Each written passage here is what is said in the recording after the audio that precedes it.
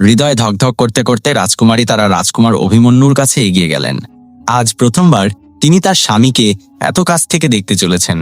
যখন রাজকুমারী অভিমন্যুর সামনে পৌঁছালেন তখন পাশে দাঁড়িয়ে থাকা তার সেবক বলল, তোর নাম কি?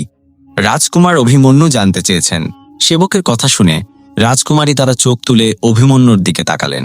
জীবনে প্রথমবার তিনি নিজের স্বামীকে এত কাছ থেকে দেখলেন। তিনি তার এই সুদর্শন যুবক স্বামীকে চোখের মণিতে বন্দি করে রাখতে চাইলেন। যখন তিনি মনোযোগ দিয়ে অভিমন্যুর দিকে তাকালেন তখন তার দৃষ্টি আটকে গেল। তিনি অভিমন্যুর মুখশ্রী আর বলিষ্ঠ গড়নের দিকে তাকিয়ে থাকলেন অপলক।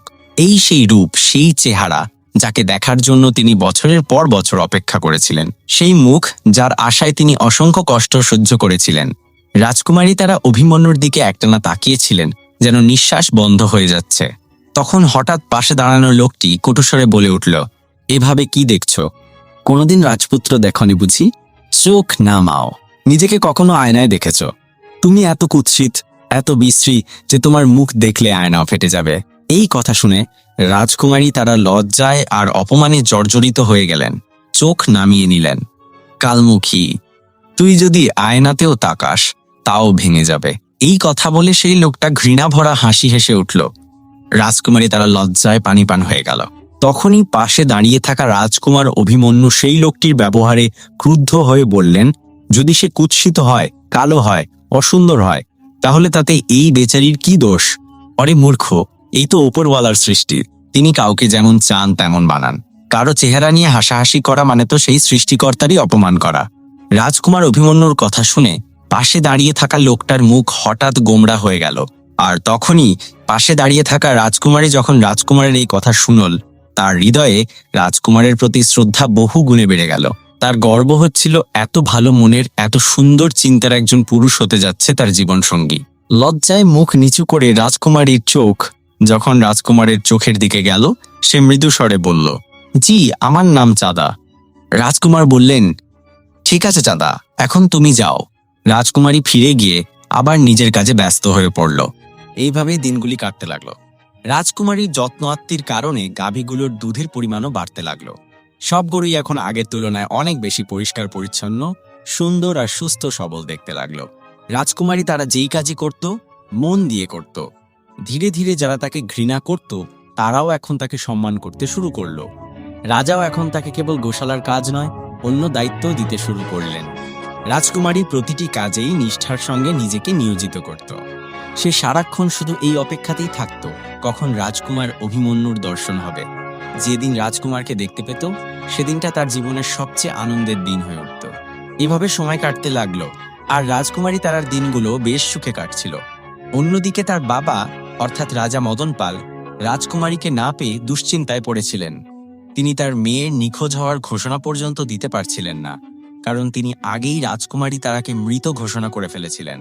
প্রতিটি কেটে যাওয়া দিন এখন রাজা মদন পালের কাছে যেন নরকে কাটানো এক একটি ভয়ঙ্কর বছরের মতো লাগছিল। বারবার তার নিজের কৃতকর্মের জন্য গভীর অনুশোচনা হতে লাগলো। এখন রাজা নিজের প্রতি ঘৃণা অনুভব করতেন। একজন পিতা যে নিজের মেয়ের প্রতি কুদৃষ্টি দিয়েছিল, সে এখন প্রতিটি মুহূর্তে যেন নিজেই নিজের মৃত্যু ঘটাচ্ছিল। এখন রাজা মদন পালের মনে হতে লাগলো এই পৃথিবীতে তার চেয়ে অধম, নিকৃষ্ট ও ঘৃণ্য মানুষ আর কেউ নেই। আর সেটাই ছিল সত্য।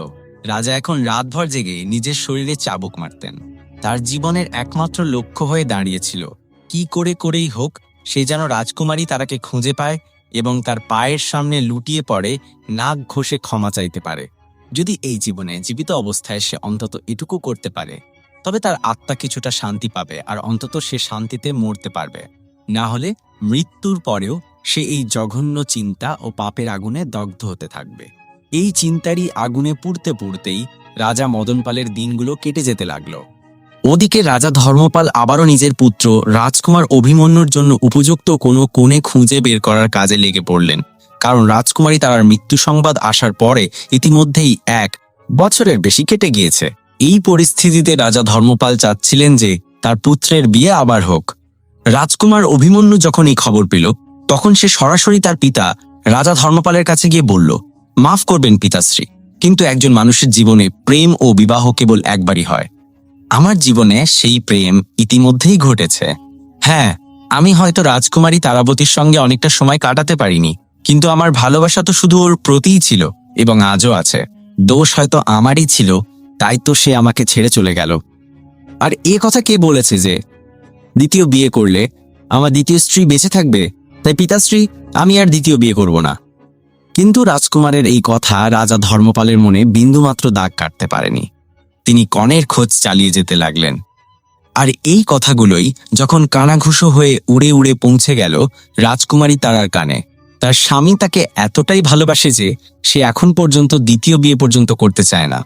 এই কথা জানার পর রাজকুমারী চাঁদা তারা আবেগে ভেসে গেল। তার চোখ দিয়ে অশ্রু গড়িয়ে পড়ল। তার মনে হচ্ছিল এখনই দৌড়ে গিয়ে রাজকুমার অভিমন্যুর বুকে মুখ লুকিয়ে তার সমস্ত কষ্ট, সমস্ত সত্যি কথা তাকে জানিয়ে দেয়। কিন্তু কোন মুখে সে যাবে? কিভাবে বলবে যে তার নিজের পিতা একজন রাজা হয়েও একজন জঘন্য, ঘৃণ্য মানুষ ছিল? এই কথা ভাবলেই তার পা যেন আর এগোতেই পারত না। বেচারি এক কোণে চুপচাপ বসে অশ্রুভেজা চোখে নিজের ভাগ্যকে দোষ দিতে থাকে। দিন যেতে লাগল। শেষমেশ রাজা ধর্মপাল তার পুত্র রাজকুমার অভিমন্যুর জন্য এক উপযুক্ত কন্যা খুঁজে পেলেন। যখন রাজকুমার অভিমন্যু এই খবর শুনল, সে অনেক অনুরোধ করেছিল, কিন্তু রাজা ধর্মপাল তার একটি কথাও শুনলেন না এবং সেই বিয়েটা পাকা করে দিলেন। এই খবর যখন রাজকুমারী তারার কানে পৌঁছাল, তখন তার মুখে অসহায়তা আর রাগের এক মিশ্র অনুভূতি ফুটে উঠল। রাজকুমারী তারাবতী তখন দৃঢ় সিদ্ধান্ত নিল, যা কিছুই ঘটুক না কেন সে কিছুতেই রাজকুমার অভিমন্যুর বিয়ে অন্য কোনো মেয়ের সঙ্গে হতে দেবে না।